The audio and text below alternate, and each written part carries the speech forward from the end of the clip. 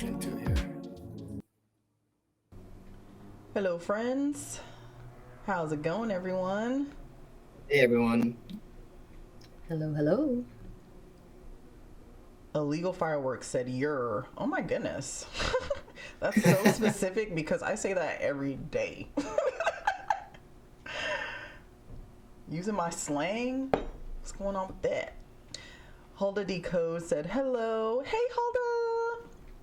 Rubel said hello. The Close Her said hi, everyone. Hey, Hulda. All right, we're just letting everyone get in here, and there's some video games in my background. Just let me know if that's too distracting, but we're gonna get little and you're not gonna really see it anymore, so I'm sure it's fine. We're doing some mic checks. All I want to know is, can you hear me clearly and loudly? Is my cat playing video games? I'm actually not home, y'all. I'm hanging out with my friend at his house, and he's playing video games and laughing as I'm talking about him. All right. I think everything is up that I need up. Okay. Mic checks, y'all. What game is it, Leighton? What game are you playing? Godfall. It's Godfall. Yeah, Leighton is actually also an engineer, but he doesn't do web development. Oh, no. He does something way worse. What game is it? Okay. Can you guys hear us? Can we do some mic checks? You guys go ahead and talk and make sure that everyone can hear you. Okay, see if everyone can hear me. Yeah. Hank in the background, but no video games for him. All right, cool. It sounds like everyone can hear us. The last thing we're going to ask you is, do you hear any discrepancies between the volume? Sometimes I'm too low compared to them or too high compared to them. So we just want to make sure that all of our sounds are coming through and you don't hear an echo.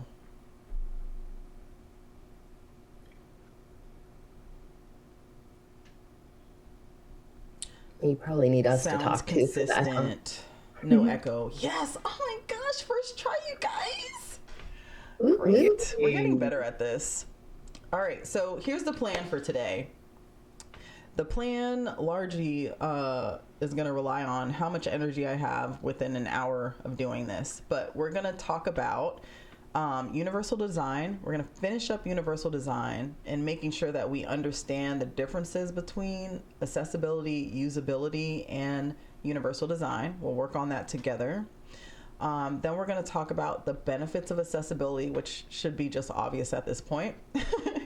And then we're going to finally get into web accessibility specifically.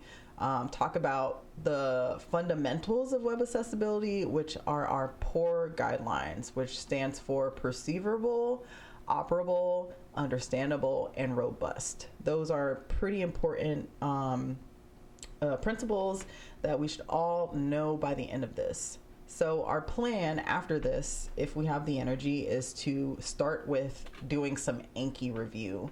So we'll review the cards that I already have on Anki, and then we're going to go back and just start adding in questions together. I think that would be super helpful if we do it together. For those who don't have access to Anki or don't have the time, energy, or whatever it is to create your own Anki cards, you can always hit me up on Discord and ask me for mine, and I'll send it to you. So everyone will have access. I will also send this PowerPoint to everyone as well when we're finished with it, so that you can review everything on the slides, because it has all the information from the CPACC body of knowledge. Kathy Code said, hi everyone. Hey Kathy, welcome. All right, so we're gonna just kind of jump into it. Lightly, we'll have our two guests introduce themselves. If you were here last time or all the weeks in, you already know who they are. So we're gonna just make it really brief for anyone who may be new joining us. Go ahead, Dorlin, tell the people who you are. Hello, people. I'm Dorlin. I work in web accessibility. I'm blind and an assistive technology user, and I have a guide dog named Tank, and I've got some Braille Legos with me today. Hey everyone, I'm Jamil. I am a web developer and I am interested in accessibility and I plan on writing with everyone sometime maybe late November, early December. Cool. Dorlin, you said you had some Legos. Tell us about those Legos. I want to see them. Been waiting for this. So I was going to try and write out our theme for what we were doing today, and it just did not happen, guys. So you get to see what I was playing with last time. But Lego just came out with some Braille Lego bricks. Oops, there's Mike there, if you can see this at all. But they just have the little pips from the Lego bricks raised in different combinations to represent the Braille letters. So I'd started to write out Dorlin's first Lego Braille bricks, but didn't quite get there. It's literally so cute. It's so cool. And they're all in different colors, and I just love it. I think I'm gonna That's great. buy them just to learn the alphabet. I think that would be fun. Feel like a fun thing to do. I felt like it was appropriate to bring them when we're talking about universal design and learning and stuff. Yeah, because we're going to be Yeah. talking about universal design and learning. I forgot to mention that. I'm going to read some of the comments so that Dorlin can hear them. CJ Dream said, wow, thank you for sharing the slideshow. I missed the last 2 live sessions, but caught up this week. Congratulations on catching up. That is actually a pretty big deal. This is like a lot of material to go through. Hulda Decode said, no way, that's neat about your Legos. Kathy Code said, cool. CJ said, so cool. And the Close Her said, that's wonderful. Speaking of the slides, I'm going to actually take a moment because I feel like this will not be that hard to do to just convert the slideshow that I currently have to Google Slides. I'm just going to share my screen and just show y'all while I do that and then put the link in the chat so everyone can actually follow along. It shouldn't take me more than like a couple minutes. Thank you for your patience. All right.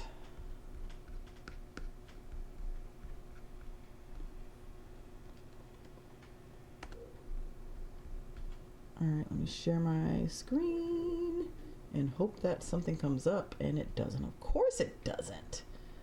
Let's see, Mac OS, where are you? Maybe I need to put the order, move to the top. Nope, that didn't work. Well, good thing I did Holda this. says, did Lego just release them? Basically, so they've actually been available for, I want to say maybe a year and a half or 2 years, but they were only available to educators. You actually had to have like the educator code to be able to purchase them through your school system. But September 1st, they started allowing just your regular consumer to purchase them. So I purchased one on September 1st. It was so exciting. And it was a completely accessible process. I think I've talked about that last time or one of the times here. And it was just like, it kind of was an impulse purchase that I was able to make because of the accessibility of the process, which is exciting and good for companies. That's why it should be accessible. Yeah, I love that. There you go. Yeah. Liz Ginger Kiwi says, hi all. First stream. Thanks for posting all the past ones. Yes, my pleasure. Thanks for joining us live. Okay, so I'm pretty sure all I have to do is make a blank one of these and then put file open. I haven't done this in a while. File open and then just grab my file It should on be, my yeah, that's computer, the way right? it should work. Upload. Yeah. Browse. And I don't know where it's saved though. That's the only thing. Holda says, I once created a tactile Sudoku game using wooden pieces. I wish I would have added Braille. Maybe I need to recreate it. Oh, there we go. Autosave. Totally. That's awesome. And there's not a whole lot of Braille you'd need to add for Sudoku since you just have the, 9 numbers. It's really cool. They actually make accessible Sudoku boards where there's little slots so that you can move tiles around, almost like little Scrabble type tiles, and set up the boards so that you can move it around and change things if you mess up. Almost there, y'all. Okay, CPACC slides. Where are you? I need to go to downloads. I don't know why it's not just saving. Oh, here we go. All right, it's uploading. Cool. Yay. There's some echo, Africa. There's echo? Yeah. Oh, it's probably because I know why there's echo, at least this time.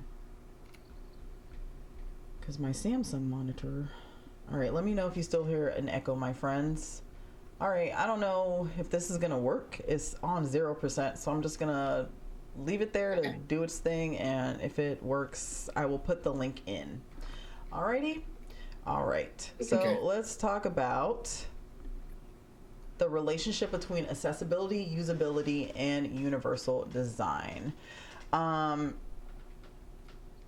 didn't want to add any information for this. I wanted to just look at the resources that they gave us on the body of knowledge to look at this, because they didn't really give us an answer as far as like what the relationship with that is from what I remember. And let me just pull it up so I can. This thing is not even it's not even doing anything. Oh, this is my camping spot, y'all. All right, body of knowledge, where you at? Let's see what the CPACC says for this. I'm pretty sure that it didn't say much. I think this is probably like at least 65. Etiquette. Universal design for learning. So that means we're up here somewhere. Principles.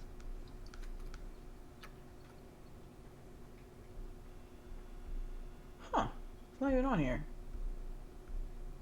Unless I'm tripping. Which one are you looking for? I'm looking for, oh yeah, okay, I was just down too far. I was looking for the relationship between accessibility, usability, and design, which I got from the body of knowledge as one of the things that they wanted us to know. So it's right after disability etiquette, individual accommodation versus universal design. We did that. Oh, here it is. Oh, this is 5.1. This is where I got it from. Understand the relationship between accessibility, usability, and universal design. So I wanted us to think about that together, and then like we did last time, just write it in here. So these were some of the resources I think that they put for us.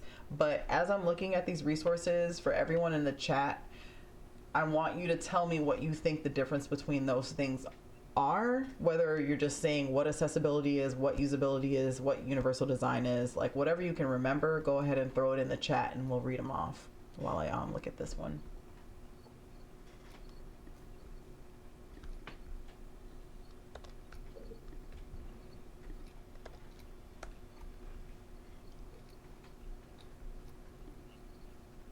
Oh, this was talking about inclusive design. Now I remember where I got these from. All right, this is the one that I wanted to look at actually.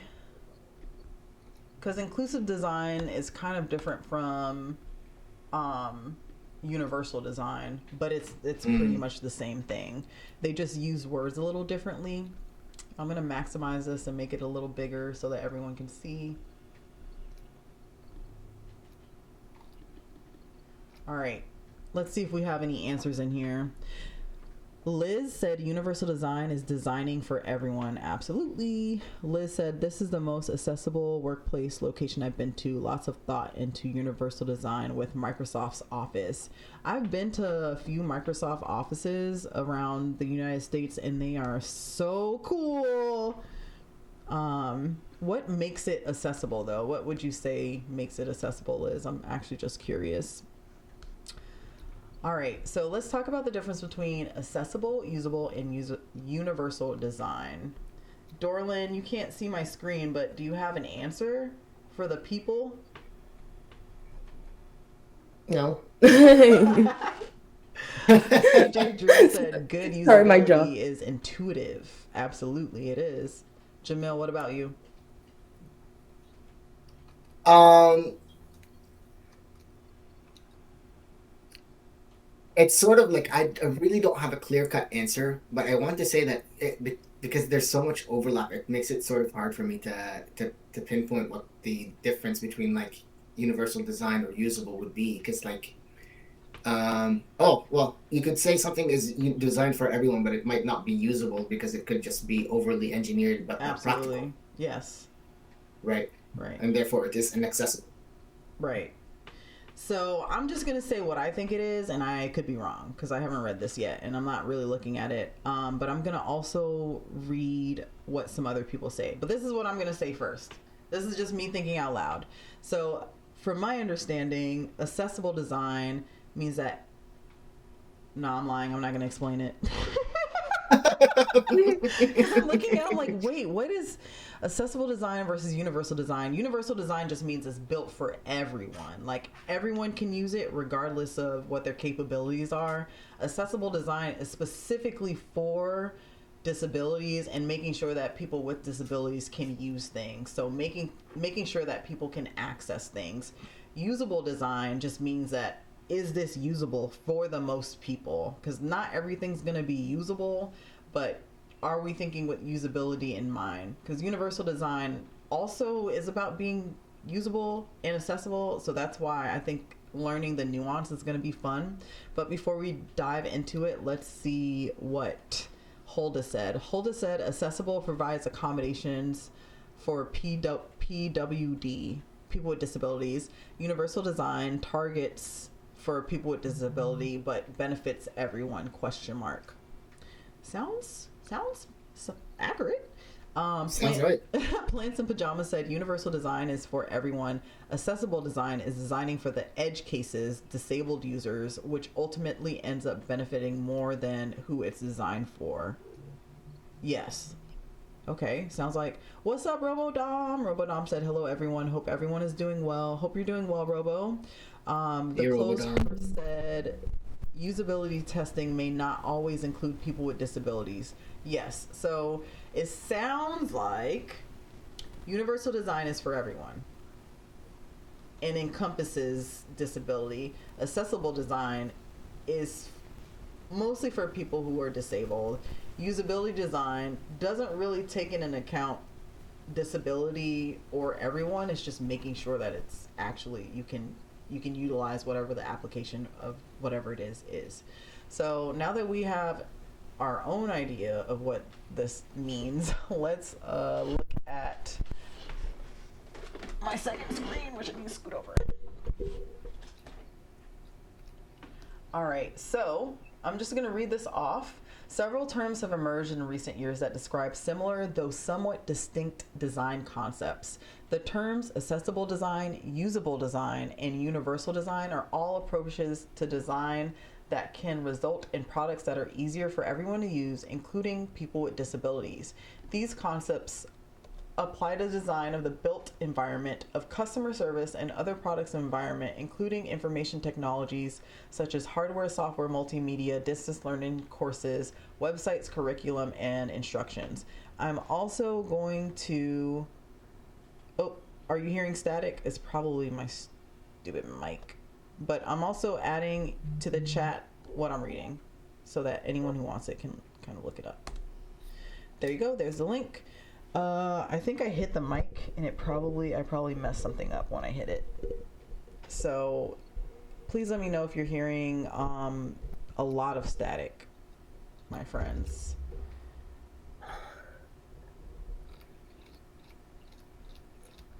You guys hearing a lot of static on your ends in the chat? I'm pretty sure it's me. And this is so far no static for me. Okay. Well, it's probably, maybe it was temporary. Okay, so accessible design is a design process in which the needs of people with disabilities are specifically considered. Oh my God, I can't believe I got it right. Accessibility sometimes refers to the characteristic that products, services, and facilities can be independently used by people with a variety of disabilities. Blah, blah, blah, blah. Accessibility is a design concern that has a long history, yada, yada, yada. I don't want to read all this for the sake of time, but you have the link. Liz said you're still hearing it. Liz, you're probably actually hearing the static for real because I heard the static myself when I listened to some of my streams when I use this microphone. But hopefully it's not too distracting. I hope it's not tinnitus. Can you hear some static? Yeah, it's me. Let me see if I can just turn my mic down a little. Maybe. I don't know. Layton, do you know why this would have static? What? Do you know why this would have static? All right. Maybe lower the mic sensitivity. Yeah, I think that's probably what it needs. All right, my assistant here is helping me out with that while I read this off. So hopefully it gets better as he works on it. Okay, so let's talk about universal design. Universal design is a broader concept that's defined by the Center of Universal Design at North Carolina State University as the design of products and environments to be usable by all people to the greatest extent possible without the need of adaptation or specialized design.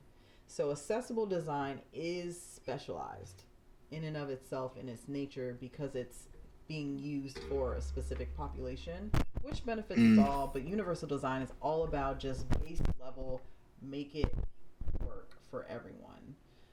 Also, as he's working on my microphone, if you hear less static or more static, please let us know, so I know that he's doing something that makes sense and is not making it worse.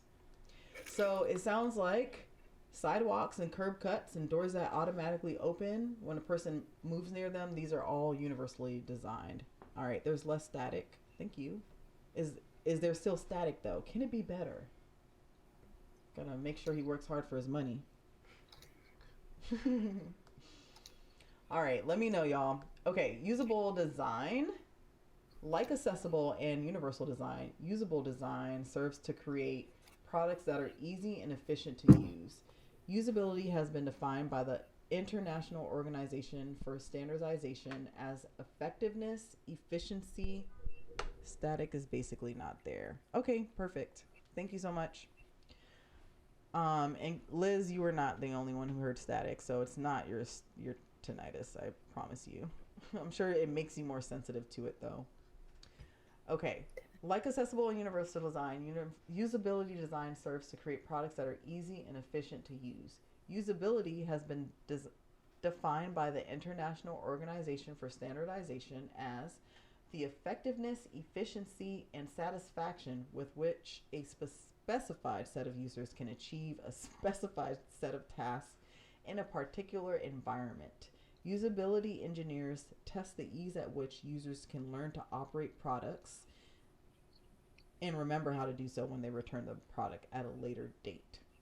So, unfortunately, people with disabilities are not always included in usability tests. Someone said that. Was it you, Jamil? I can't remember. Mm-mm. Someone in the I chat believe said it was that. the clothes hearse Oh, said that. nice. Yes. Yeah. So yeah, that's a good distinction to make. I think that is the distinction to make. Therefore, many products that perform well in usability tests are not accessible to people with disabilities. So it might be usable, but it's not usable by everyone. Mm. Increasingly, accessible and universal design considerations are being addressed by usability professionals. For example, accessibility is now a topic on high-profile usability websites such as usability.gov and Usability First. It Mm. does share some of the key goals with accessibility and universal design. And this is interesting. So, the three principles for usability that designers use are learnability.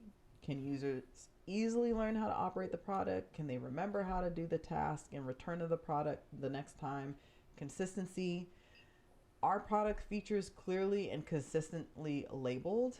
Efficiency and effectiveness. Can users perform tasks with minimal effort and achieve their goals successfully? So these are really good because some of these principles are the same as what we're going to learn today for our core principles for web accessibility. So that is awesome. We now kind of have a good idea of what the difference between this is, and we already Can know I pause actually. this for a moment and go back up to you, universal design? There's a paragraph there that, as I was reading, I kind of got a little confused. Please read it. So it says sidewalks with curb cuts and doors that automatically open when a person moves near them are examples of universally designed products. Wouldn't that be like an accessible design, accessible, like an accessible product? A universal design in and of itself inherently is accessible. However, sidewalk and curb cuts, while I feel like they came about because of making things more accessible, but now it's Mm-hmm. more like if we make it this way, everyone can use it versus we're making this sidewalk curb cut because people with wheelchairs can use it. It's more like, nah, this is just everyone can use this well versus, like, for example, what's an accessible design that's like a specific thing. Like, for example, labels that work with like screen readers specifically, or like ARIA labels or I things see. like that. Like, that's I not see. universal, that's accessible. Just specific. Okay. I see. Yeah. Okay. Makes sense. Yeah, I think that makes sense. I am feeling extremely compelled to add this to my Anki, and so we'll do that. So, if you have Anki, as you should, up when you're watching us, take that Anki out. Robo said, good to know that distinction. Yeah, these are actually very clear. I kind of really like that we just learned that. All right, so Anki, I'm just going to add these. CPAC,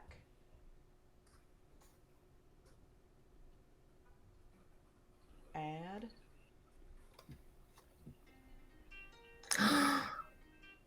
Ooh, I can make this bigger. I didn't Oh realize my that. goodness. Usability.gov is archived and no longer updated, Get guys. out.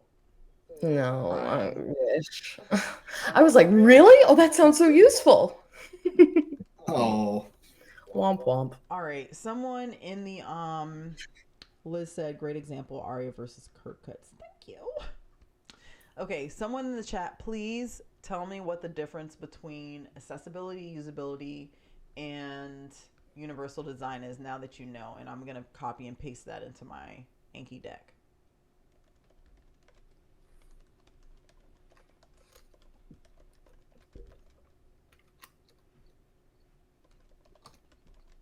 honestly, having that conversation made it click in my mind so well. Holda said, I guess sidewalks with curb cuts did not originate from universal design approach, but it became a universal design example. Yeah, yeah. I don't think universal design existed Right. when curb cuts came into existence, to be fair. To be fair. All right, someone, come on, chat, come through. Tell us what the difference is so I don't have to type it out. Holda said, so true, Dorlin. All right, I'm going to leave this up here till someone answers, and I'm going to move on. We're going to come back to that one. All right, let's move on to our next thing, which is the benefits of accessibility. Okay, without even looking at this, what are the benefits of accessibility? Off top. Everything. Literally. I'm like, actually, The what does this world is slide even just say? literally a better place for everyone. Let's see what this says. Okay, so this is what the CPAC wants us to be Life able to do. becomes easier. Yes, indeed. Robo said literally everything, yeah. So the CPAC wants us to describe how accessibility benefits people with different types of disabilities, which we already kind of went over when we went through all of the different disabilities and all of the different things that we could do as far as assistive technology and accommodations. And then it says describe how organizations and society benefits from including people with disabilities. And I'm guessing that the answer to that is just, if you have a diverse group of people that includes people with disabilities, you have a better understanding and more just different perspectives. That's always great. Okay, I'm going to read this paragraph because this is what was in the body of knowledge. And I feel like because it was there, that's what they want us to know.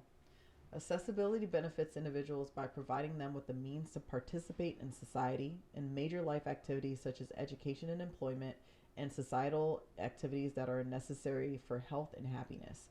Further, families and society benefits from the increased independence of more people, contributions of people with a variety of abilities and disabilities, as well as cost savings and improvements to the built and digital world that improves access and usability for everyone. Schools, employers, groups, and organizations of all types also benefit from the increase in innovation and improvements to problem solving that diversity through inclusion brings. All right. Ooh, okay. Kathy Coe's coming through. Thank you, Kathy. Kathy said universal design benefits everyone, while accessible design is when you're thinking specifically about people with disabilities. Universal design can benefit everyone, like our favorite example, curb cuts. So, what we can add to this is usability doesn't always include people with disabilities. Mm. So, I'm going to add that to my deck.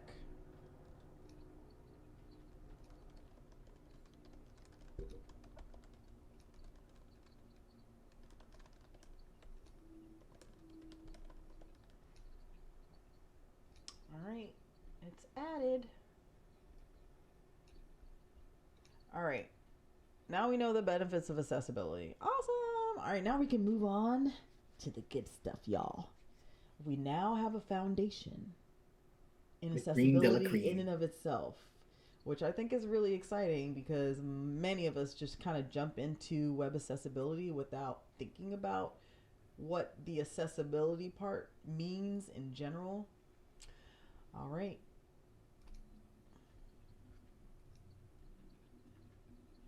Web accessibility. We're here, y'all. We're here. We've arrived. Web accessibility. This is what the body of knowledge of the CPAC wants us to know. They want us to understand the basic concepts of the World Wide Web Consortium's Web Content Accessibility Guidelines 2.1. I highly encourage you all to look in our, go to our study guide to the actual link that our GitHub projects has all the information on.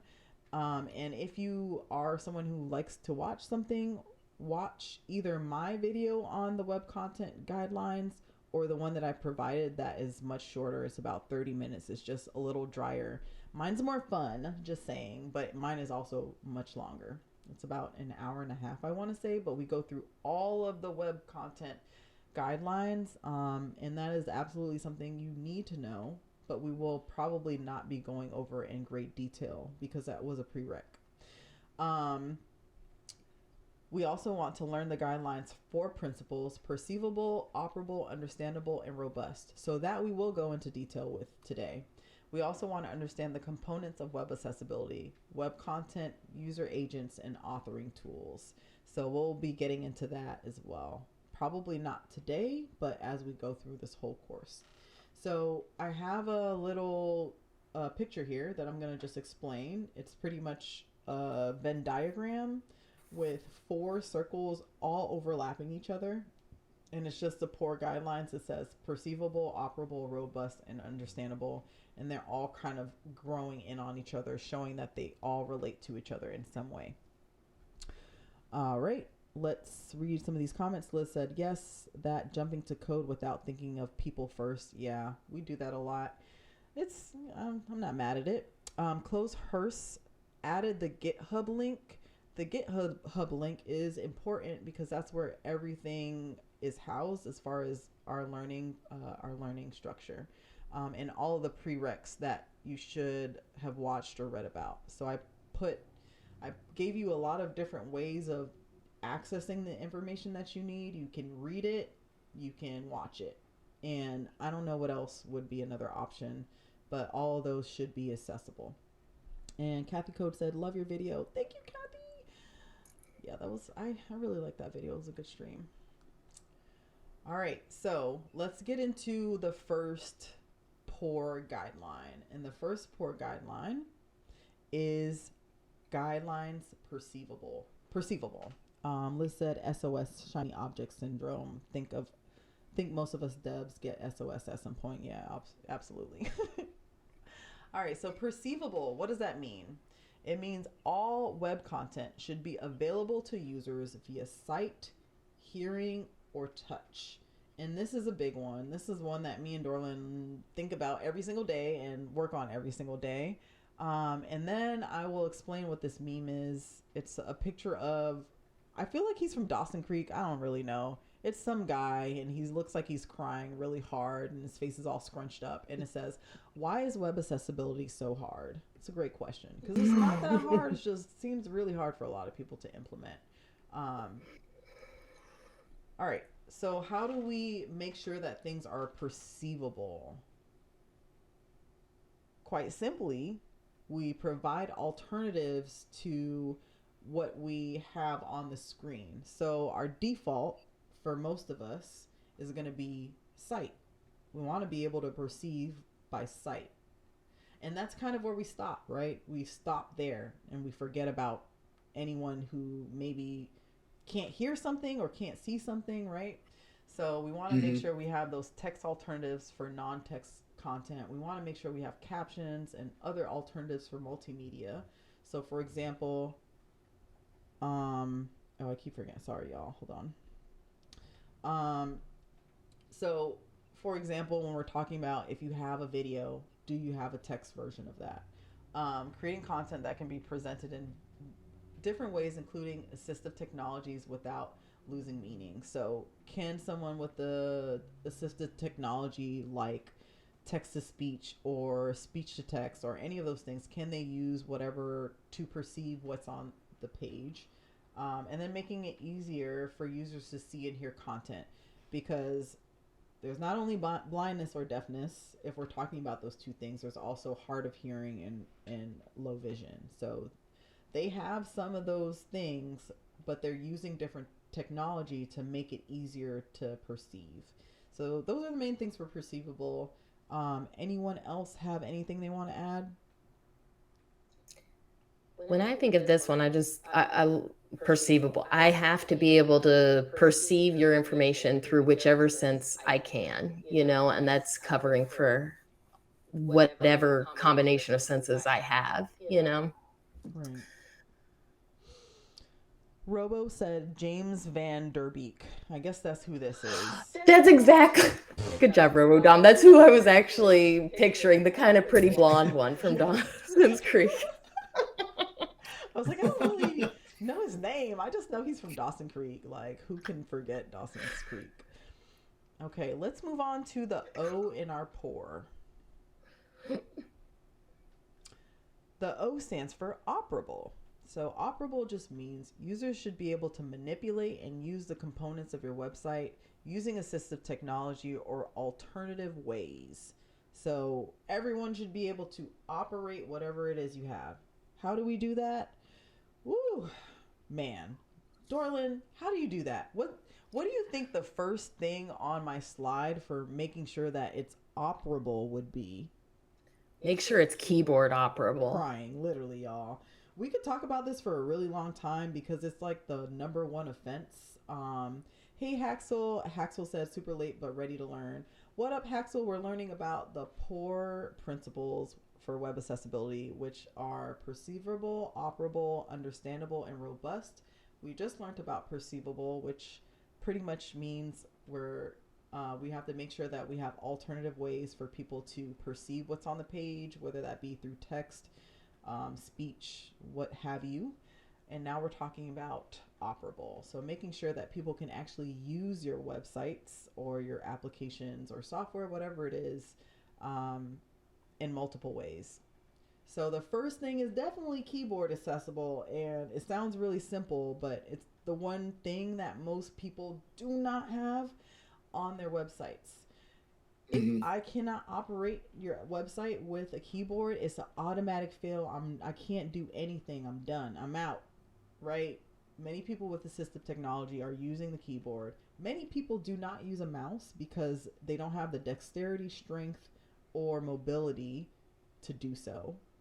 And then there are people who are super computer users who only use the keyboard because it's just faster, right?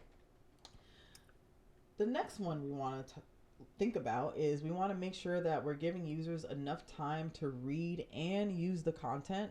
So we're making sure that if there is a time lapse, we're warning people with a pop up that they can actually access that there may be a time lapse, and we're making sure that that time limit is a time limit where someone who's moving very slowly due to coordination issues or whatever it may be, right? You don't know how slow someone's moving, so that they can actually press okay stop or whatever it is, right? So that's a really big one, I think. We don't want to use content that causes seizures or physical reactions. So these are all things you learn in that WCAG, in the web content accessibility guidelines. So making sure that things don't flash more than 3 times per second. I could be, or is it flash 3 times per second or I think it's 3 times per second. Making sure that there's not a bunch of colors and things scrolling all over the page. We want to make sure that we're helping users navigate and find content. And the way that we do that is by not creating overly complicated layouts, and also by creating layouts that are consistent throughout each page so that people know where to go to find the home button, know where to go to find the back button, and it's not inconsistent. I'm going to read what Liz just put. Liz put example, the employer insurance EI online reports from series is keyboard accessible until you get to the last field and try to tab to submit, done, or next button. Then it jumps to the address bar that is a form that people on both general and medical EI use. Right. So me and Dorlin run into that a lot as we're auditing documents and things like that, just like form fields that don't work, that aren't accessible, or take you somewhere else. So that's very frustrating. And a focus order issue like that, where all of a sudden you're going to tab and expect to be at the next element on the page and you're at some random link. Right, Like, ugh. right. Yeah, it's Mm. frustrating. Um, we're also thinking about gestures that require dexterity or fine motor movements that have alternatives or don't require high dexterity. So that mostly has to do with like if you have a mobile application that requires pinching or whatever. There's all kinds of funky, cool, different ways that you can implement touch. But if they're overly complicated, they're not accessible. So just thinking about people who may be just using one finger slowly, who may not be able to pinch. So while you have while you have it built in, right? Someone who can pinch, making sure that there's also that thing where like you don't have to pinch to get to whatever it is you need. Just having that in mind is a really good thing. Liz said, "Oops, should have said EI equals Canada."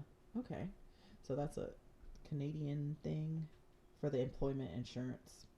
I was like, I don't even know what that is, and I'm in employment. All right, You don't have employment insurance in the United States? we.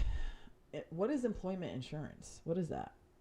So it's a thing where if you lose your job here in Canada for whatever the reason may be, you get and it's like you didn't like quit your job, you are entitled to employment insurance, typically paid out by your previous employer, which is just like a fraction of your like compensation for the same pay period. Okay, we Yeah. do have something like Yeah. that, except you We have just to call pay it for it. unemployment here. Oh, We Yeah. okay, call yeah, it yeah, unemployment. And it's state unemployment. by Okay. state, though. It's not a federal program. So it kind of depends on where you're at, how much you'll get paid. But it's the same thing. Right. And actually, I'm not sure. Like, I know that then this is off topic, but not really.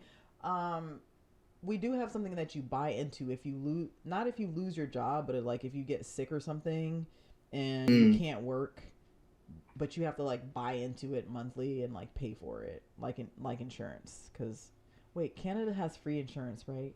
America's just Yeah. so. Ugh. That with an asterisk attached to that. What's the asterisk? Um, like we have like in terms of like, are you talking about healthcare? Yeah.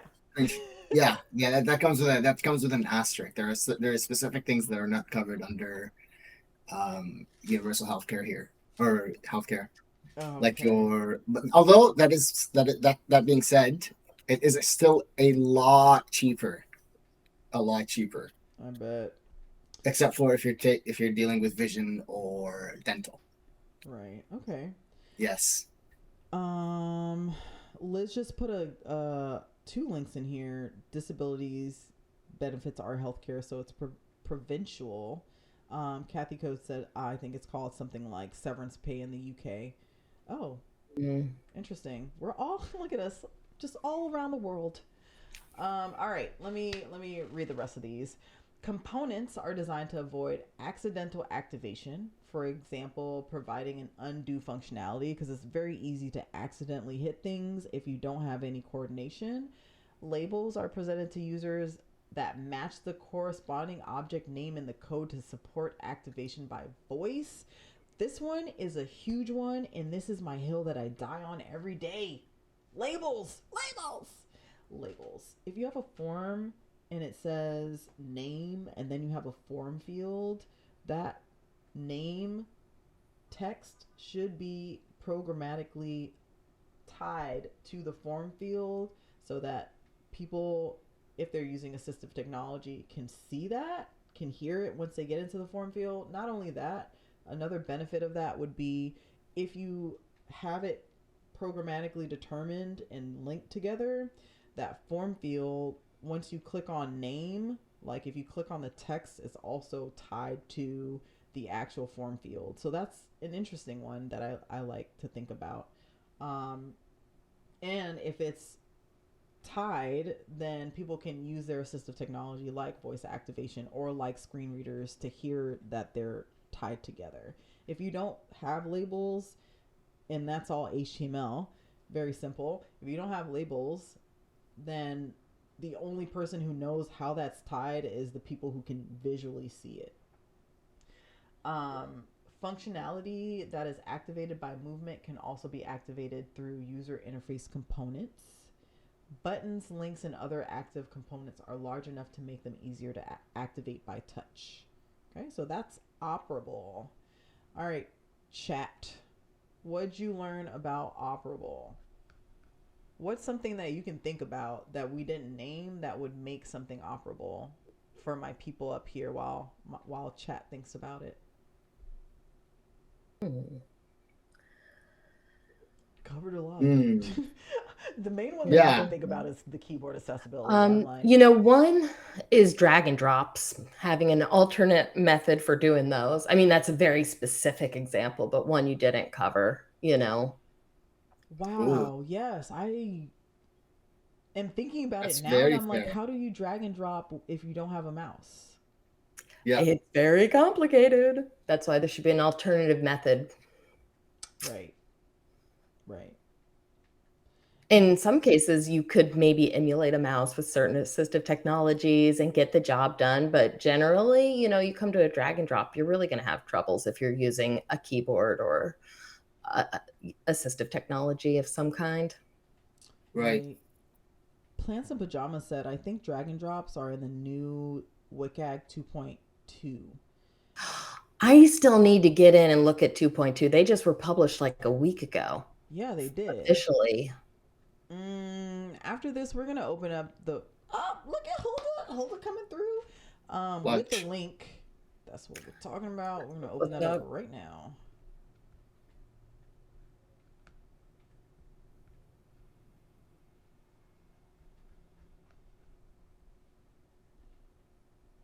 Let's see what they're talking about. Let's see what's going on here.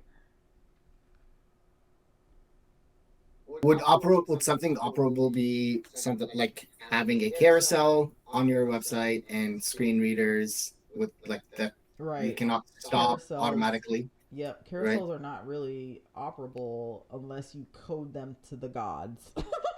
Right. Like, And unless what you you do a do lot is of extra work. uh we'll just continually just skip over and read alt text, Mm-hmm. jumbling words. That sounds like a nightmare. That sounds like overstimulation waiting to happen. Okay, so this is what the WCAG is telling us, and this is level AA, which means you've got to follow it. If you watched the video or read up about the WCAG, you know the difference between a level A, a level double A, and a level triple A. Level A is bare minimum. You better have that. Level double A is usually the standard that most people follow. It's a little bit more in depth. And then AAA is like as accessible as it can be, hard to achieve, so most people don't really follow AAA, but it is a good guideline on like in a perfect world, this is what needs to happen. So for dragging movements, it says the success criterion is all functionality that uses dragging movement for operations can be achieved by a single pointer without dragging unless dragging is essential or the functionality is determined by the user agents and not modified by the author. Um, it says the goal is don't rely on dragging for actions. What to do for any action that involves dragging, provide a simple pointer alternative. Why it's important? Some people cannot use a mouse to drag items. Ooh, this gets really in What depth. number is this now? It says The 2.57. 2.57. Ooh. I know, right? We're gonna have Oh to really no. wrap our brains around this. I know. It's hard because we work on another Yeah, set of we're these. still on 2.0 in the government, y'all. We got some movements to go. Um 2.0. 2.0, which is like it leaves out a few things that were added for 2.1. But I guess we'll see. Okay, so I just wanted to see if this actually told us how to do it, but I can give you guys some examples, and I think that this is kind of cool. They actually do have the techniques on here. W3.org, y'all. Get it. Go on there Yeah. and look at all of these because while they're very dry, it's like reading documentation or whatever, which no one loves unless you love it. Um, Love it. I know I was just like, I kind of love it, but I'm a nerd, so I don't want to speak for everyone else. But I'd let's rather just watch a video give on some 1.5 examples of times speed. this. I think this is actually interesting. So a map allows users to drag the view of the map around, and the map has up, down, left, right buttons to move the view as well. So this, I was trying to wrap my mind around how what they meant by dragging and dropping, and now I'm like, okay, if you have buttons, right? If you have clickable buttons, which means they're keyboard operable, you can tab to the buttons and move them around, which is really cool. Um, like a sortable list of elements may, after tapping or clicking on a list element, provide adjacent controls for moving the element up and down in the list by simply tapping or clicking on those controls. So essentially, we're really just trying to create controls that are accessible by keyboard that will move whatever the thing is around. Um, and that is an extra step that may be difficult to implement, but is an important one. All right, we're going to get out of here and move on. All right, understandable. So our third guideline is understandable. Hulda said government. I know the feeling. Yeah.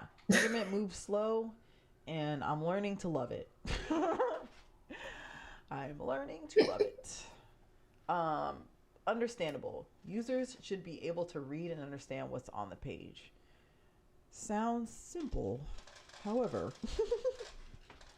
all right, how do we do that? How do we do that? What do you think? What do you think, Dorlin? The ones that always I think of for understandable are like the error messages. I need to be able to, you know, well, and I think actually don't labels and instructions fall under understandable as well. I need to be able to understand the content on your page. Mm-hmm. Mm-hmm. You got anything, Jamil, while I'm not showing my PowerPoint so you don't cheat? I mean, it just has to be relevant, and you'll probably want to say put something along the lines of keeping it in one language or the ability to translate it if it's not. The close her said font choices probably play a part here. Yeah. Yes. Yes. All If right. there's a good flow of information, if there's enough contrast, if Mm-hmm. there's, yeah. All right. This is what the CPAC wants us to know. Make text readable and understandable. Make content appear and operate in predictable ways. Okay? So we talk about Mm. this predictability a lot because engineers, web developers, we like the new shiny cool thing, and sometimes that new shiny cool thing just is not usable for the average user. We want to help users avoid and correct mistakes. So those are things like field validation, checking to make sure that the information is correct, and then giving the user the ability to go back and change it. Like Jamil said, identifying the primary language of a web page, such as Arabic, Dutch, or Korean. Me and Dorlin, that's our hill to die on, I guess, at this point. We're currently auditing Spanish documents. I don't speak Spanish. Ask me how I do that. It's funny. But we're auditing Spanish documents, and sometimes they forget to add the language as Spanish, and they put it in as Arabic, which is no, they put it as like yes, Yeah, Saudi it Arabia was. or English, and then the screen reader reads it in like it reads it like it's reading English, so it'd be like solo blah blah blah blah blah blah blah. It's crazy. So that's why it's so important, because some people are using technology that's translating whatever's on there, but it's reading it in whatever language you put. So you put English, it's going to read it in English, and it's not going to be Mm. discernible. Identifying the language of text passages, phrases, and other parts of web page. This is another one. Oh, thank you. Robo said that was beautiful Spanish. You know, I really do try. Thank you so much. Identifying language of text passages, phrases, and other parts of web page. This one is a little different than identifying the primary language, because you may have um, an English web page that has an excerpt in Spanish. So you should be able to. I'm losing my train of thought. Sorry. Alarms going off in the background. Okay, you should be able to programmatically write language Spanish for this excerpt. If you don't, it's gonna be read in whatever language is the default. Providing definitions for unusual words, phrases, idioms, and abbreviations.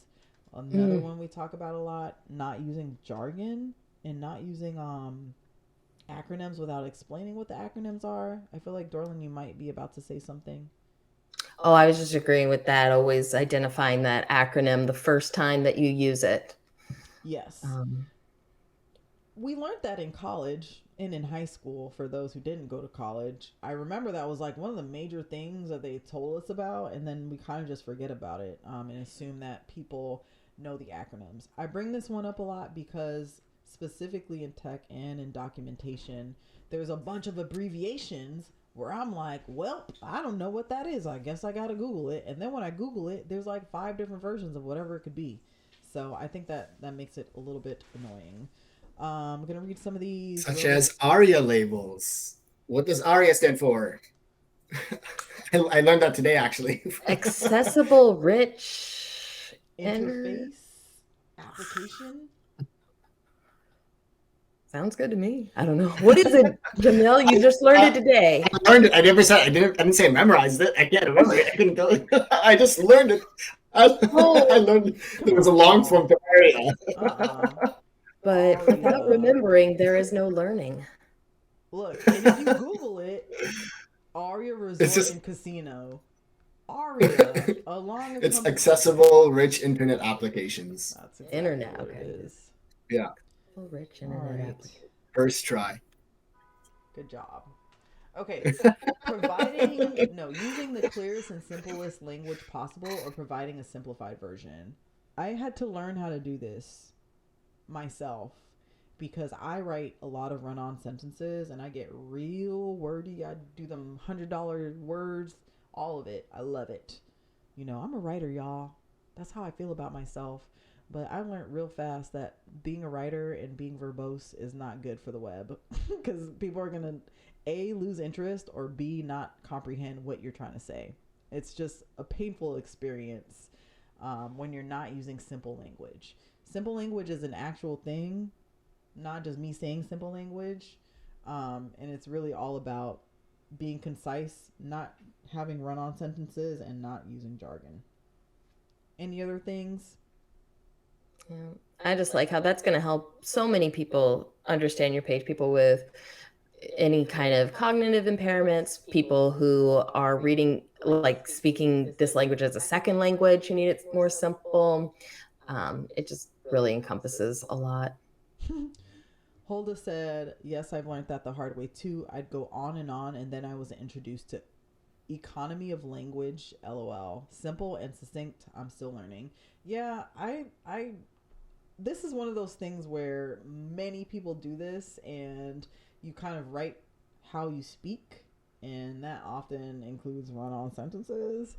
It's just something that you have to kind of practice. Uh, Liz, thank you so much. Liz Ginger put a link here, how to write great posts and articles. And let's see what it says.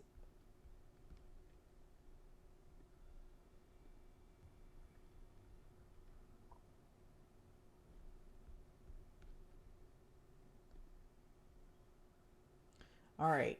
Simple is not stupid. Say what it is, don't sugarcoat it. Size matters. Add media. Structure your content. Stamp timestamp your content. Cite to prove.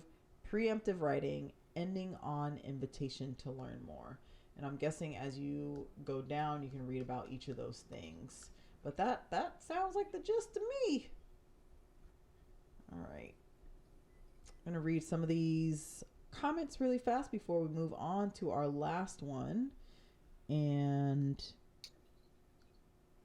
let's see. Robo said, I do like one of the suggestions Sino Tech alluded to, that appearance of the text. Yes. Understandable would probably go under text. So there are certain fonts that are easy to read. I think using specific fonts is helpful. Sino, you do you have anything to add for that? I think it was just under the flow of information, just making sure that everything flows properly Mm-hmm. Mm-hmm. so that it's understandable. Right. Robo said Yeah. making it more visually clear and prominent. So like addressing contrast, right? So understandable contrast would be perceivable.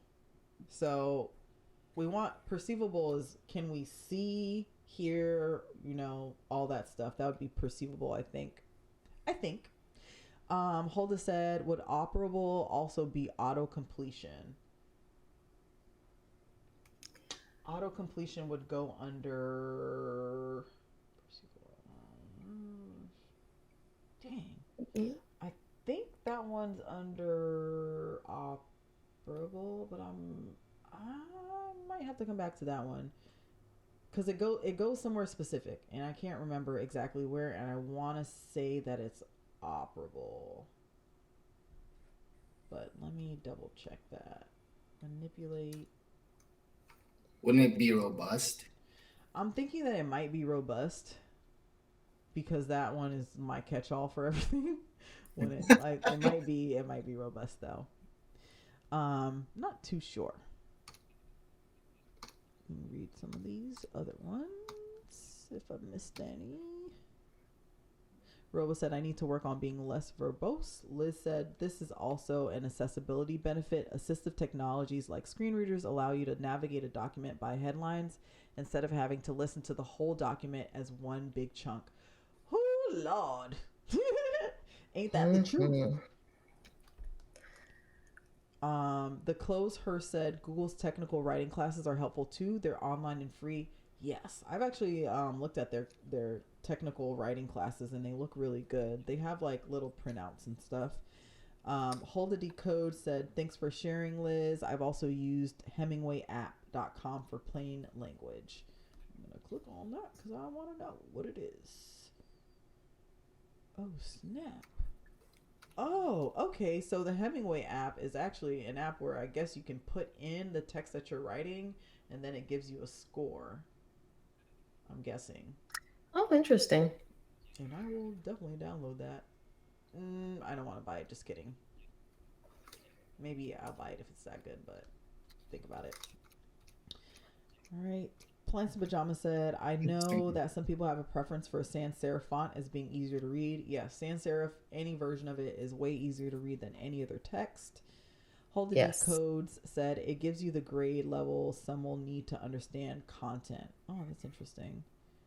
Um, Liz said, thanks. Hulda, being brief can be challenging. Absolutely. Oh, Hulda said that there's a free version of this, by the way.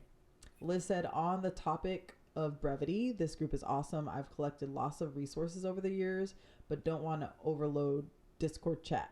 Would people be into having some blog posts of resources instead? Of course. What? If you do a blog post, I will share it on Twitter to all the people. Yes, please. Please make a blog post on that. We would love to read it.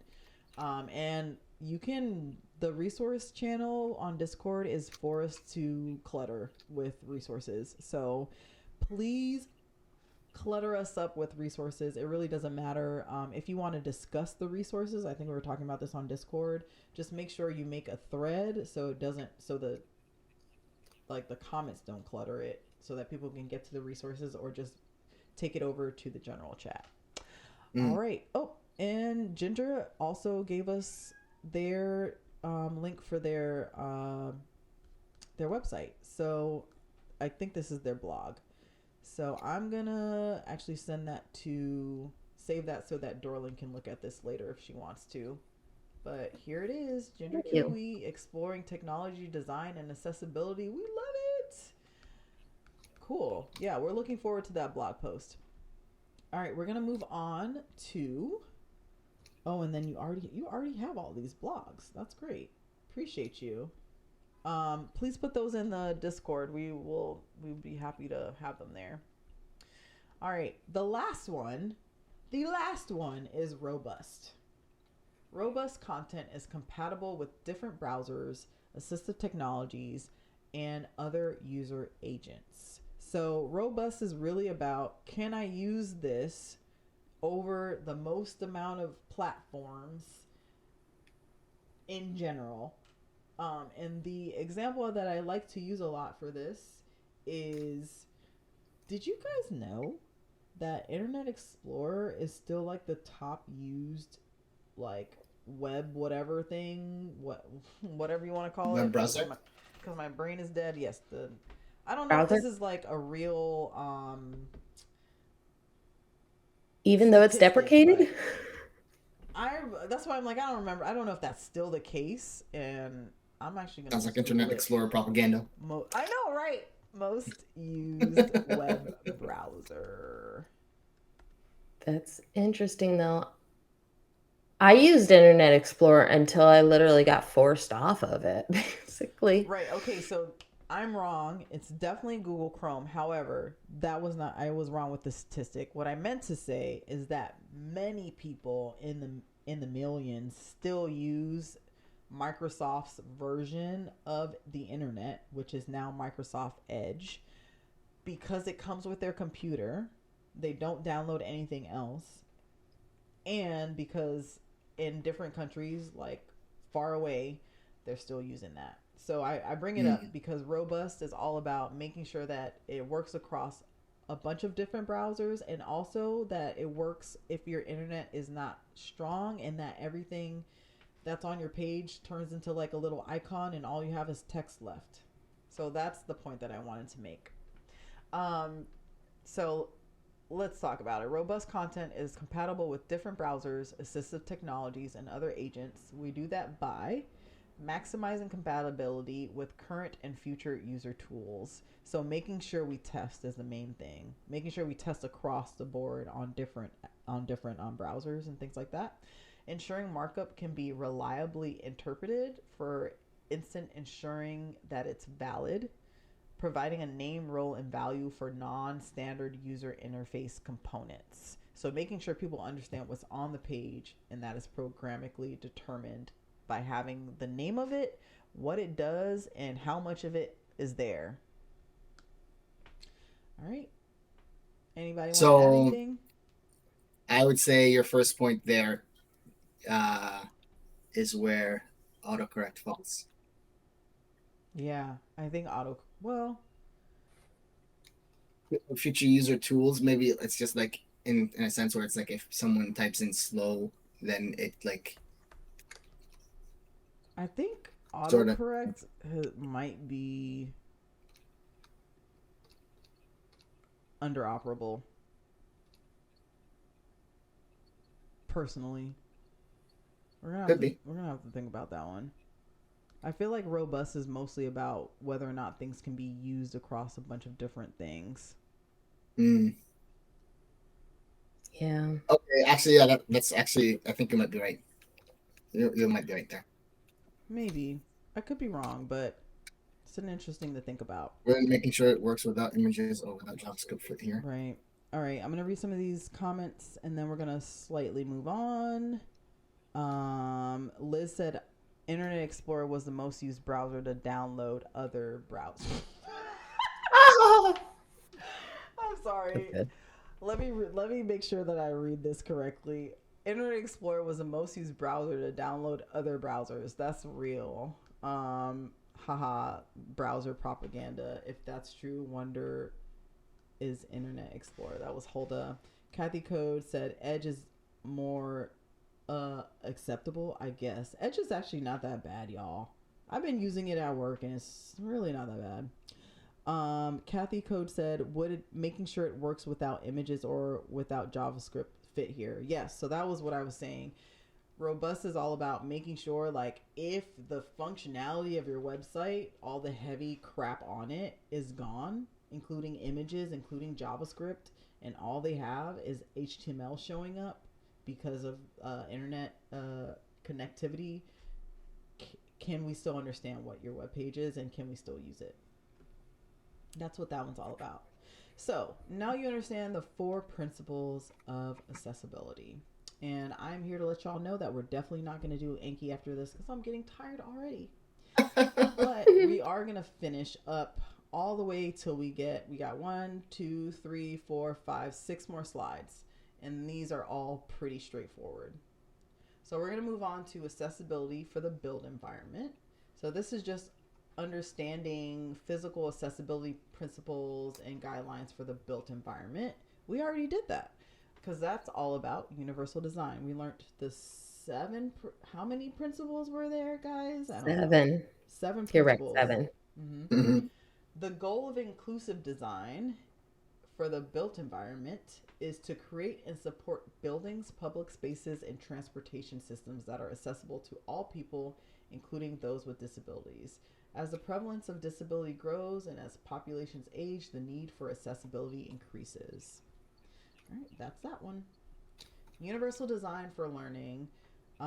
This is a good one because we're learning right now. Wonder if we're accessible. All right, understand the key concepts of universal design for learning. Become familiar with the options instructors should provide for each.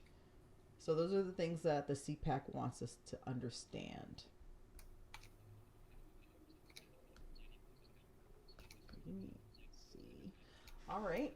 Universal Design for Learning presents a set of guidelines for designing instruction based on principles of cognitive science that emphasizes flexibility in the presentation and demonstration of knowledge. So, Universal Design for Learning is all about the key concepts that we just talked about. Are there multiple ways to access the learning material? And are there multiple ways for people to demonstrate that they understand what the learning material entails? So, how do we do that?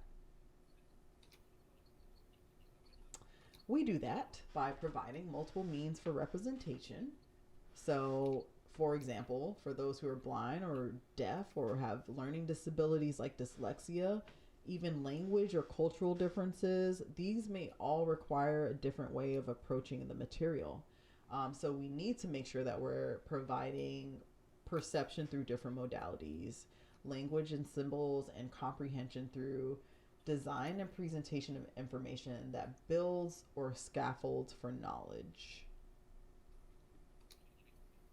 We also want to make sure that we provide multiple means of action and expression because learners differ in the ways that they can navigate the learning environment and they differ in the way that they express what they know. So, for example, those with like movement impaired impairments like cerebral palsy, those who struggle with like organization, like those with executive functioning disorders, ADHD, things like that, those who have the language barriers.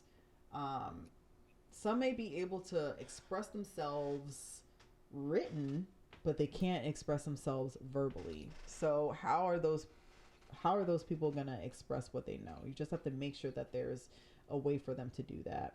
So Mm. instructors should provide options for interacting with the tools and the environments that make learning physically accessible. Learners should express themselves and communicate using different modalities and ways. And then having things in place to build, to scaffold or to grade up or grade down activities based off of learners' executive functioning abilities. So, what would have been good here is for us to have some examples. And I'm trying to see if I did that, and I don't think that I did give examples. So, I want to give examples so everyone knows what we're talking about. So, if we go back to providing multiple means for representation, so this is pretty much um, learning the information. We kind of talked about it already. It's all the same thing. Just provide like written instruction, verbal instruction, visual instruction, and then make sure that those things are accessible. So if I have a PowerPoint, that PowerPoint, you should be able to use it with assistive technology. You should be able to not just read it visually, but hear it, right? And for those who, for whichever reason, may have like visual perceptual issues, they can print it out and things like that. Robo Dom said universal design for learning is so important for everyone. Yeah, absolutely. And Liz said writing notes is a different task than paying attention. So having notes available before class, audio notes and things like that. Yeah, giving learners the opportunity to get the information first and kind of digest it themselves and not have to use another processing tool in their brain to take notes is a really good example. Liz said choice of assessment, test, essay, presentation, or at least a mix of assessment types in one course class. I think Liz, I want to say Liz is a former teacher, right, Liz? So Liz knows about this stuff. And I used to work in schools. That was all I did. And this was a challenge for a lot of teachers.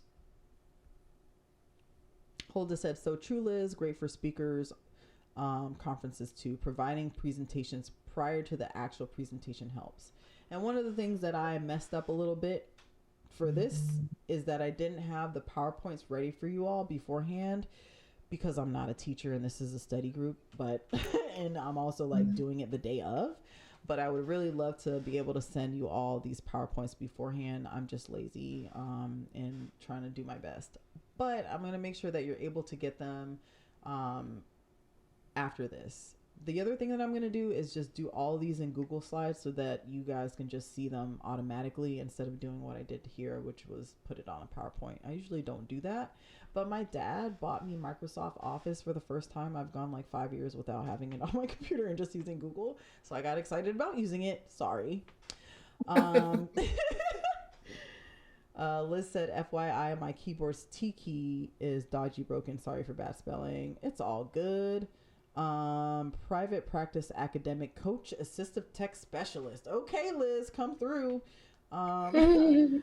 RoboDom said, typical student finishing the project the day of. Yeah, y'all. Sometimes I do these slides like an hour before streaming because life. Holda said, you're not lazy. You're doing so much and happy to help if you need help. Oh, thank you, Hilda. RoboDom said, we appreciate Africa. I appreciate y'all. Okay, thank you. Let's move on. Can I say one thing real quick about it? When you provide your notes ahead of time too, Braille users are able to put that on their Braille display ahead of time and be able to follow along, because like it can be kind of clunky trying to like do that without downloading it onto your display. So it helps all of us too. Right. That's a good point. And one that we talked about before with Dorlin, which is that Dorlin all day is listening. She's like multitasking, listening to Jaws or the assistive technology in her ear read things to her, and then listening to us. So I just thought about that. Like if you're in class and someone gives you the digital format or whatever it is, and you can't use a braille display with it, you're gonna have to like listen as they're also teaching it, which sounds like such a nightmare. Unless I'm wrong about that, I don't know. No, I think you're right. All right. Let's see. Plant said, "Good to know. Thanks." Liz asked, "Would people be interested in a study?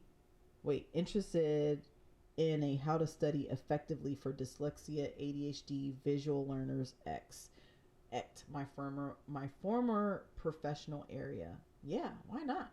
Come through on Mm-hmm. one. You should just come with us on co-stream with us, Liz." Yeah. Hulda said, "I never thought of that. Good point, Dorlin." Kathy Code said, "Liz, I'd be interested. Interested, yes." So everyone's interested, Liz. That sounds like a really great topic. Okay, so usability and user experience. Let me make sure I didn't go through all of these. Yep. All right, now we're on usability and user experience. So this is what the CPAC wants us to know. Describe the differences between usability and user experience. Understand how usability and user experience complement each other. Okay, usability and user experience. I'm going to pull this down and we're going to think about it before looking. User experience is what the user experience is, and that's what I got. What about y'all?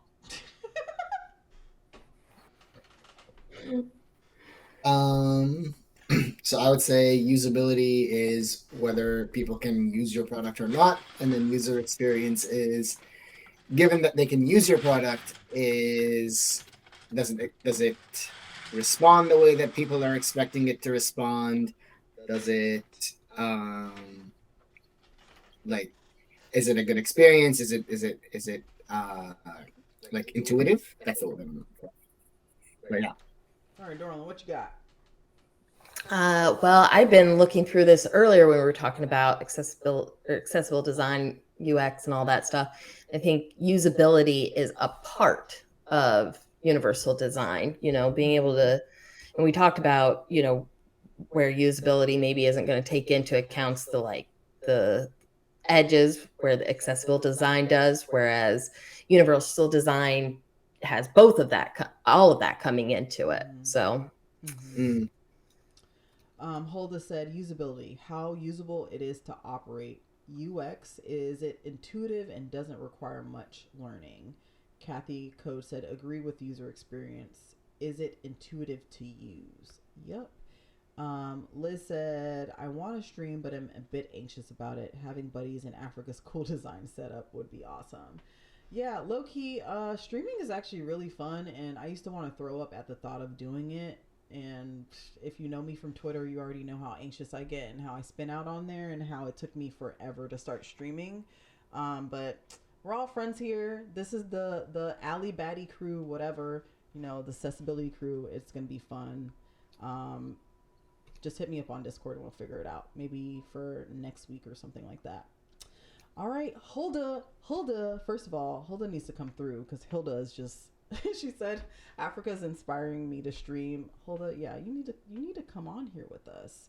I have You I have should. space enough for like 4 extra streamers, and anyone can come through at any week that they want to come through. Okay. Gotta run to an interview. Thank you for everything today. All right. Bye, plants and pajamas. You didn't miss Best of anything. luck. We only have like 2 slides left. Okay. Usability and user experience. As user experience has grown as a discipline and practice, it has come to be understood as more comprehensive than usability. While usability and accessibility are necessary to the successful design of any product, the experience of it includes every interaction point a person has with it, including becoming aware of it, acquiring or assessing it, using it for for the first and subsequent times, and the level of trust and feeling of satisfaction with it. Whew. Sheesh. Okay, got it. So usability is a part of user experience, is what I'm getting from that. What about y'all? Mm-hmm. Yeah, All right. yeah. Feel like that's pretty straightforward. We don't really need to elaborate I on mean, if you that can't one. use it, it's going to be a kind of bad experience. Right, right. All right. Um, Usability and user experience. The interaction that might be international. Y'all know I be on here with these spellings. So I'm sorry. Design Foundation in its article, "Usability, a part of the user experience," describes the difference between usability and user experience as usability refers to the ease of access and or the product or website. It's a subdiscipline of user experience design. Although user experience design and usability were once used interchangeably, we must now understand that usability provides an important contribution to user design. However, it's not the whole of the experience. So that's very clear. I like that. In usability, designers have to focus on three aspects in particular. Users should find it easy and become proficient when using a design interface. They should be able to achieve their goal easily through using that design, and they should be able to learn the interface easily so that return visits are just as, if not more, easy. Legit. All right, our last slide, y'all. Usability and user experience. Meanwhile, the core areas of user experience include usability, a measure of users' ability to arrive to a site, use it easily, and complete the desired task. Useful Mhm. content. The website should include enough information in an easily digestible format so that users can make informed decisions. Desirable slash pleasurable content. The best user experiences come when the user can form an emotional bond with the product or website. Accessibility. There are a set of accessibility standards sites should conform to in order to be used by people with disabilities. And credibility. The trust level of security and privacy that a website en- engenders. I don't know. Engenders, Engenders. Is that a word? I This was copy and paste, y'all. I don't even know. Mhm. What does that mean? like make Engenders and endow, users. like to endow or to I don't know. All I right. can look Well, up the exact engender. websites, engenders, and users also play a part in the user's experience. So I usability have a must feeling that go that's ahead. not very accessible, but it says it's cause or give rise to a feel, and then in between brackets a feeling, situation, or condition. The All issue right. engendered continuing controversy. Close her said cause or give rise to a feeling, situation, or condition. All right, cool. Thank you all. So usability must be considered alongside these other concerns to create a good, great user experience. The user experience comes as much from graphical design, interactive design, content act as it does from usability alone. So basically, user experience encompasses all while usability is nested within it. All right, so next week we're going to get into standards and laws. And I would like to say, if you come to any, you should come to this one because this one's going to be the most boring and dry topic that we go through. And you might as well do it with the crew and make it more fun so that you don't have to do it yourself. We'll also, for this one specifically, we will have to do Enki for this one because I'm not gonna remember none of this unless it's an Enki. So this may be a longer stream. Um, and as you can see, I have not done all the slides for this, so I'm probably gonna do it an hour before. What would be good is if you read a little bit of the body of knowledge just to get your feet wet. And Liz said we could gamify learning the boring stuff. Liz, do you want to help us gamify the boring stuff? Because I don't know if I'll have time to do that, but I would really love to do that. That would be way more interesting than adding it to Anki, but we will be doing Anki together. Ooh, Quizlet, yes. If you would like to make the Quizlet, we would be forever in your debt, for sure. Liz said after Hacktoberfest, I'm in an open source project maintainer and woke up sick for the first time in 2 years on October 1st. Oh, I'm sorry. You're up for making the Quizlet? Don't make me cry. Liz, thank you so much. Liz is going to make the Quizlet, y'all. So we will have this Let's gamified go. Quizlet now, stream later. Sure. Let's see if I missed anything. Holda said that makes sense why accessibility tends to come up during UI UX design, but then disappears in development. Yikes. Sounds about right. Um, okay, let's see. Just looking to see if I missed anything. Looks good. Okay, so we're gonna have a Quizlet. We're also just make sure when you come to this stream, you're gonna have your Anki open because we're gonna put these in Anki as we go through. And we are going to try to get through all of these. So if you would like to join us as a co-streamer for this dry, boring thing we're about to do to make it more fun for everyone involved, please let me know. And I will definitely add you so that you can come hang out with us.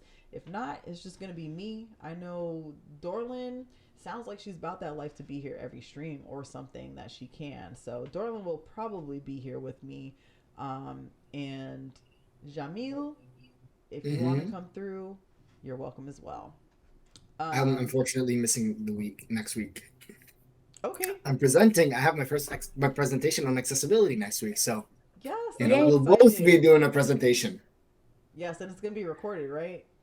I'm going to attempt to record it. I was having a conversation with Graham that because I'm running on Mac, I was like, oh, so I'm trying to get like a live presentation and auto generated captions, hopefully, for when I'm talking. If there was like a program that could just convert my speech into text on the fly as I Mm-hmm. posted it on the screen, Mm-hmm. and we learned that if I use Microsoft PowerPoint, I could like if people required that level of accessibility, that I could just plug their device into my computer. But if I use Keynote from Mac, that's not provided. That's not an accessibility service that's provided. Oh, okay. Yeah, Thanks for sharing that. That's Interesting. interesting. I didn't know that. yeah. That's really cool. Hopefully that was a wrong find, but I mean now I have no plans on using Keynote now. I'm just going to continue sticking with Microsoft PowerPoint. Yeah, it's an oldie but a goodie. Apparently Mm, not their 365 web products are not very accessible according to Dorlin and someone else who we work with, and I just learned that myself. Robo said, sweet. Holda said, wow, go Jamil. The close her said, oh, nice. Good luck with it. Robodon said, nice, thanks, everyone. Inotech. Kathy Code said, good luck. So you got some good vibes going on, and we would definitely I love to see appreciate it. that recording. Yeah. All right, my friends, if you have any questions, now's the time to ask them. Any comments, concerns, or whatever. We're going to hang out for maybe a couple more minutes, just making sure that we get through all the comments and make sure everyone's good.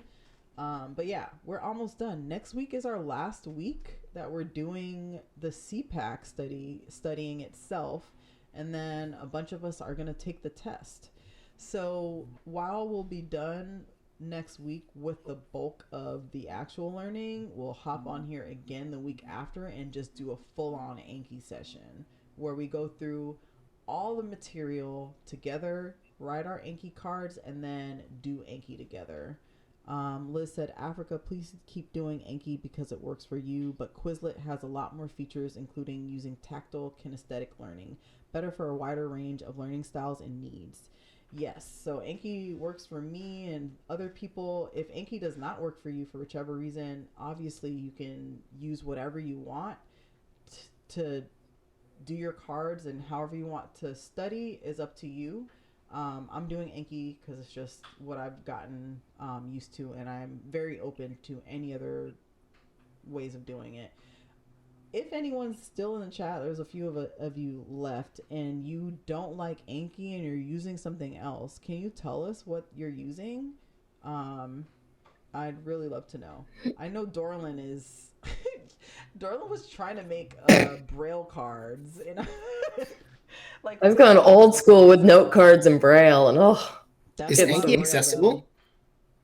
huh? Is Anki accessible? It is. For the as an Kind of. application because I I'm wouldn't using say it's Enki. super usable, but It's it's accessible. I mean, it's usable, but it's not user friendly. The user experience is bad. That's one example. But I asked because you can upload. I know I've come across like I've used Anki to learn a little bit of French and slowly American Sign Language, and you can import audio and video into all of your cards. Yeah, Anki is very robust in what you can add to it. It's just like you Mm, have to learn how to use it. It's kind of difficult if you're trying to use everything, but if you're just trying to use like it as a regular Anki card thing, like regular digital cards, it's pretty straightforward and you can share with people like your own decks and it works with their stuff. But, mm, it's not for everyone. It's what this whole study group format kind of follows how 100 devs worked in that style because I like it and I think it works for me and it works for a lot of other people, but Anki is kind of weird, so I get it. If you don't want to use yeah, Anki, use anything else. I just say the word Anki because it's in my brain like smushed. So you don't have to use Anki. You can literally use anything else. So whatever you're using, bring that so that we can do it together. Let me see if Mhm. anyone else had anything they wanted to share.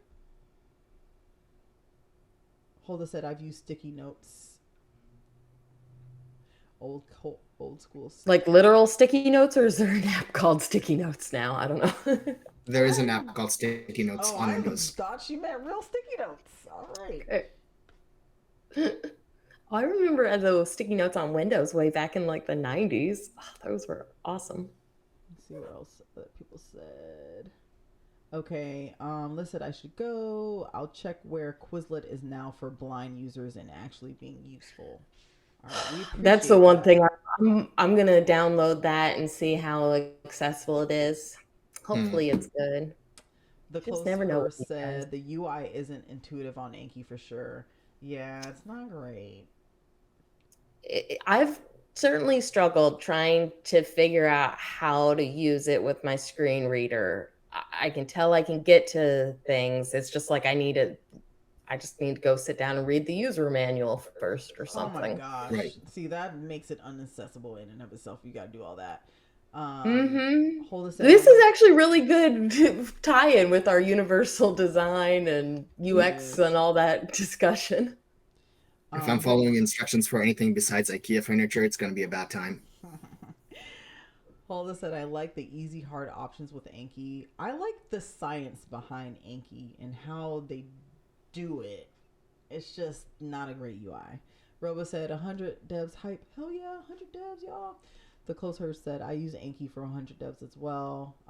Quizlet is web. So Quizlet, I've used Quizlet before. I used Oh, Quizlet before I knew what web accessibility was, so I have no clue how accessible it is anymore. does Quizlet have just one Z? Quizlet? Yeah, so that it's a website where you can literally just make quizzes for yourself, and then it's kind of like Anki in that you can make cards, but you can do different things with it. Like Oh. it's way more robust and it's web based. While Anki, you can have it on your desktop and you don't need like the internet for it. But they also have like internet and mobile. Hmm. You All spell it Quizlet. Quizlet.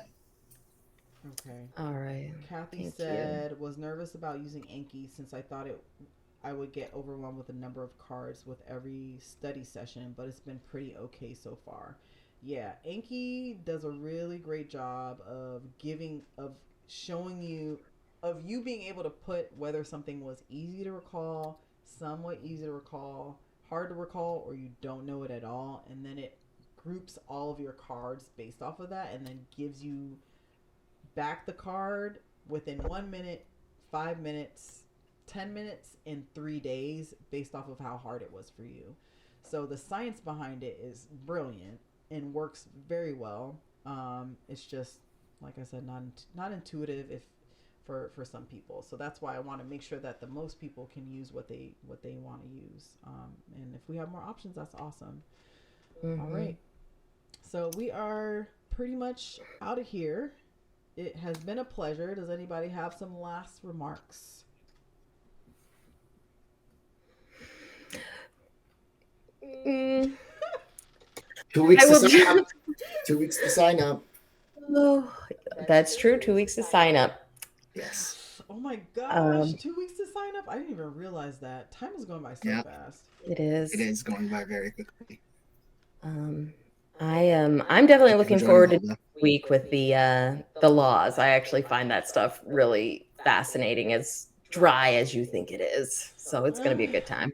I mean, it I is love it. fascinating, but It gives us some backbone, and like ability to enforce these things. right. Otherwise they're all just good feelings and vibes. Oh, Mm, also, last thing, before next week, watch Crip Camp because it will help you remember these laws because they talk about it extensively in there about how they fought for them, what the laws were, and things like that for Americans at least. So, yeah, Kathy Code said kind of looking forward to laws too, especially laws in different countries. I Mhm. read ahead on the laws and they are really interesting. Holda said yes, agree, Dorlin. I might join next week, but we'll confirm. Ooh, yay! Um, let's see. Kathy Co said, I just watched it today. Yeah, I actually watched it today and realized I'd already watched the whole thing. And I was like, oh, I have seen this already. All right, y'all. That's all I got in me. Yeah. We'll talk more about Crip Camp next week specifically and catch up about it and have a little talk about it. We'll talk about these laws and then we will do a hell of a lot of Anki slash Quizlet slash whatever else you want to use. All right. cool. Love it. Awesome. It's been real, y'all. I will see y'all next week. And if I have to change the date because of whatever reason, I will definitely let you know. All right, Close Horse, Robodom, Holda, See you, Kathy. everyone. See Thank you so y'all. much for joining. Yes. Thanks, Alrighty. guys. Bye. Bye.